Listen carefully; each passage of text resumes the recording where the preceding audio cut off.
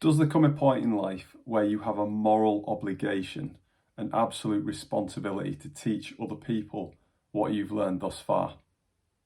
I believe there is, and I've been reflecting on this very question as I re-listened to the TEDx talk that I gave in 2020 at MCPHS in Boston, Massachusetts.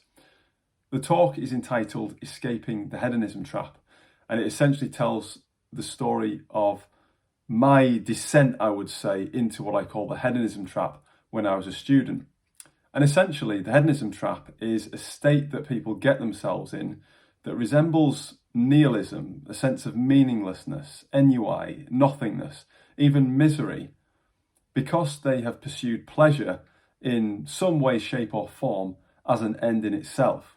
It can be hugely damaging. It can derail you in all sorts of different ways, and can mean that you are disconnected from your path, your purpose, and any sense of fulfillment that you might wish to have in life.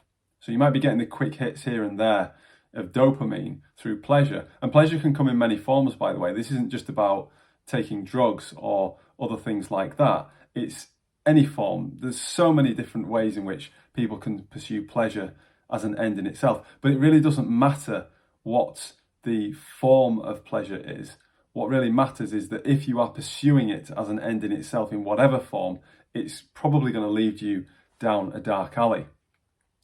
I've actually released that TEDx talk on my own podcast, Real Clear Values, as a bonus episode in between seasons 2 and 3. So I have completed season 2 already, and season 3 is on the way. But between the two, I thought that it would be worthwhile sharing the TEDx talk. I know a lot of people have listened to it already. It's not been a secret. I have talked about it in other places as well, of course. But I think it is important to share the message, because I think anybody can find themselves in this situation. Anyone can fall into the trap, so to speak. That's why it's a trap. To put it into context, when I fell into the hedonism trap as a student, I just returned from a 2-year voluntary service mission in Madagascar, where my purpose there was to serve other people, and yet I still fell into the trap of pursuing pleasure as an end in itself. Anybody can do it. It's not just bad people, as I say. It's anybody who is not in keeping with their values, not keeping track of their values, not keeping track of who they are, and they're leaving the governance of their lives to chance.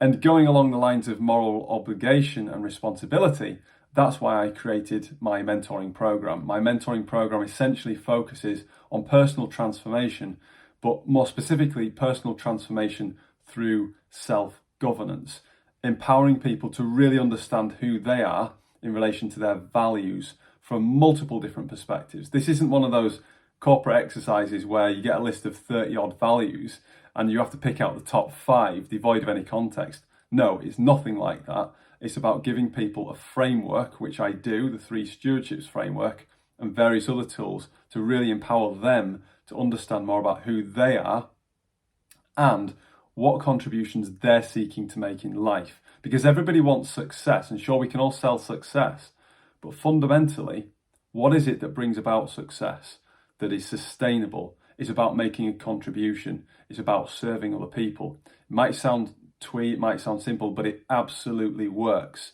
And people are amazed at how well it works when they apply it into their own lives, and they realize they can have fun in this process as well. So although I'm talking about the pitfalls and the perils of pursuing pleasure as an end in itself, what we get through making a contribution is deeper than pleasure. It's joy. And joy really comes when we think beyond ourselves. We think about serving other people. We share our experiences with other people. And joy is longer lasting than pleasure. Pleasure is the quick hit. It's there and then it's gone.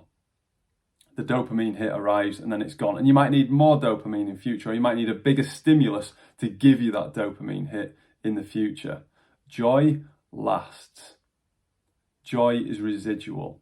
Joy stays with you, and it's also shared with other people as well. So it's my moral obligation to not only tell the story of how I fell into and then escaped the hedonism trap through the help of a mentor, but also to provide the 3 stewardships mentoring program as well, which focuses on values-based personal transformation, empowering people to govern their lives. I don't want anybody to be reliant on me.